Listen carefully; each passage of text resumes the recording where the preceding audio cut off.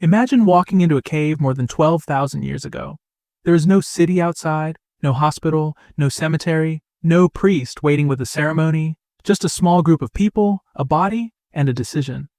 Someone has dug into the ground, someone has prepared the grave, and before the body is lowered into it, they place flowers. Not one flower, not something accidentally blown in by the wind, but an entire layer of plants, soft stems, leaves, fragrant flowers. The dead person is placed on top of them, and then the grave disappears beneath the earth. Think about how strange that is. These people are living at the end of the Ice Age, with no agriculture as we know it, no supermarkets, no written language, no hospitals, no flower shops, and yet they are spending time gathering something that cannot feed them, protect them, or make a better spear. Why? Was it decoration, a ritual, an early form of religion? Or did ancient humans simply understand grief in a way that feels surprisingly familiar? The answer begins in a cave on Mount Carmel, in what is now Israel, called Raqefet Cave, and what archaeologists found there changed the story.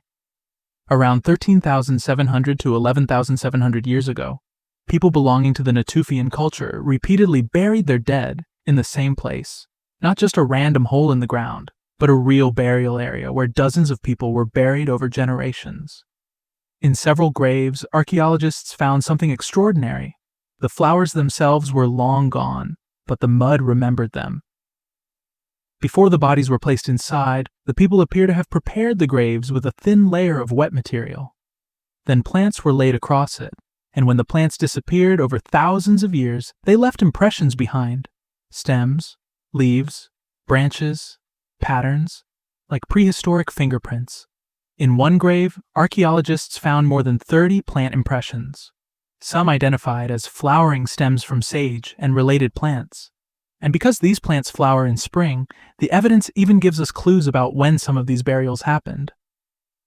But here's the interesting part. These weren't simply plants dumped into a hole. The researchers found evidence suggesting that the grave had been deliberately prepared, with the cave floor modified to create the burial space and plants arranged across it. This means somebody had to make a decision. First, we need a place for the dead, then prepare it, then put the plants here, and finally, place the body.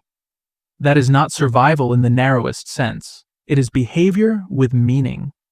And that brings us to the real mystery. Why flowers? Because flowers are almost useless from a survival perspective. You can't eat most of them. They won't stop a wolf. They won't make a shelter. They won't sharpen a spear. And if you're living in a world where finding enough food can determine whether your group survives the winter, spending time collecting flowers seems like a questionable use of your afternoon. Imagine an ancient hunter returning to camp. Someone asks, "Did you find food?" "No." "Water?" "No." "Firewood?" "No." "So what did you bring?" "Flowers." It sounds ridiculous until you realize that humans have never lived by calories alone, because once the immediate problem of survival is handled, another problem appears: meaning. Humans don't just need to stay alive. We want to know what life means, and death creates the biggest question of all. What happens when someone is no longer here? For an ancient human, death wasn't an abstract concept. It was physical. You knew the person, you ate beside them, you hunted with them, you watched them laugh. You watched them sleep, and then one day they stopped moving. The face was still there, but the person wasn't. Suddenly, the group had to decide what to do with a body that belonged to someone they loved. Leave it, burn it, eat it, expose it, bury it. And eventually, humans began choosing something much more complicated. They began treating the dead differently from ordinary objects. That's one of the most fascinating things about archaeology. A stone tool tells us someone knew how to make a stone tool. A spear tells us someone hunted, but a grave tells us something about what people thought mattered. And Raqefet suggests that, thousands of years before cities and written religions, people were already investing effort into the treatment of their dead. But there's an even older mystery, because decades before the discoveries at Raqefet, archaeologists found another famous burial. This time, the dead person wasn't a modern human, but a Neanderthal.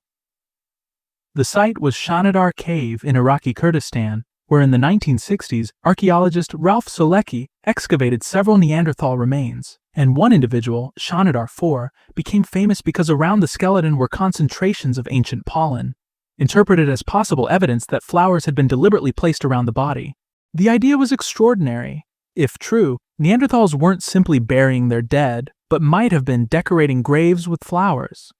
And the image of Neanderthals surrounded by flowers made a species once portrayed as primitive and brutish suddenly look remarkably human. But archaeology has a nasty habit of ruining the most beautiful story, as other researchers question the flower interpretation because pollen can move, animals can carry it, water can move it, and small rodents called gerds are known to collect and store flowers and seeds in burrows, with rodent remains and burrows present at Shanidar, so the pollen might have been placed there by Neanderthals, or might have arrived through completely natural processes. The evidence is still debated, and that's important because we shouldn't turn archaeology into a movie where every mystery has a dramatic answer.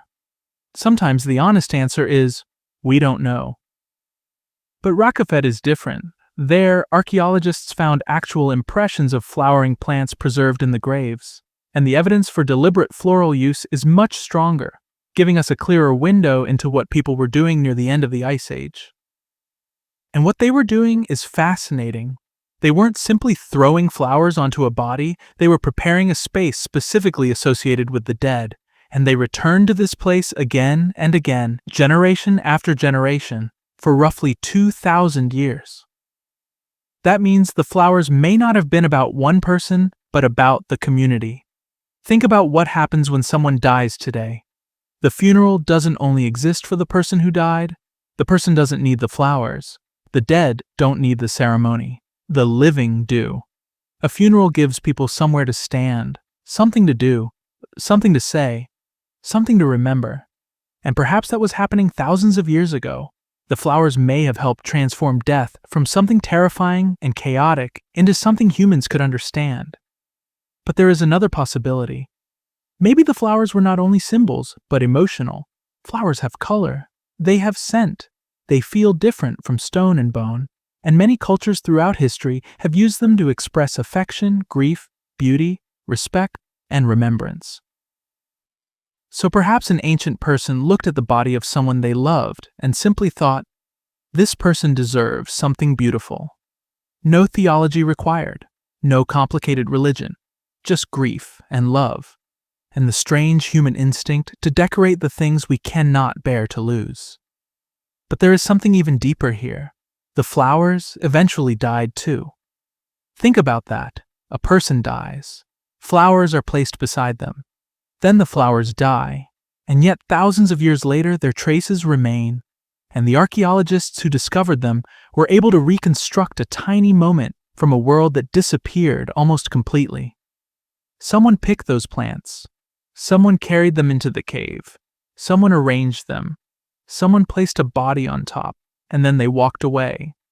We don't know their names. We don't know what they said. We don't know whether they believed in an afterlife. We don't know whether they had gods. We don't even know exactly what they thought flowers meant. But we know they did something. They stopped. They prepared a place. And they cared about how a dead person was treated. That matters, because for most of human history, survival was brutally practical. Find food, find water, stay warm, avoid predators, protect the children, move before the environment changes. But humans repeatedly did things that cannot be explained by survival alone. They painted caves, they made beads, they carved symbols, they created music, they told stories, and they buried their dead, sometimes with objects, sometimes with pigments, and at Rakefet Cave, with flowers. This suggests something important about the human mind. We don't simply experience the world, we assign meaning to it. A rock can be a weapon, or it can become a marker. A pigment can be dirt, or it can become decoration. A cave can be shelter, or it can become a sacred place.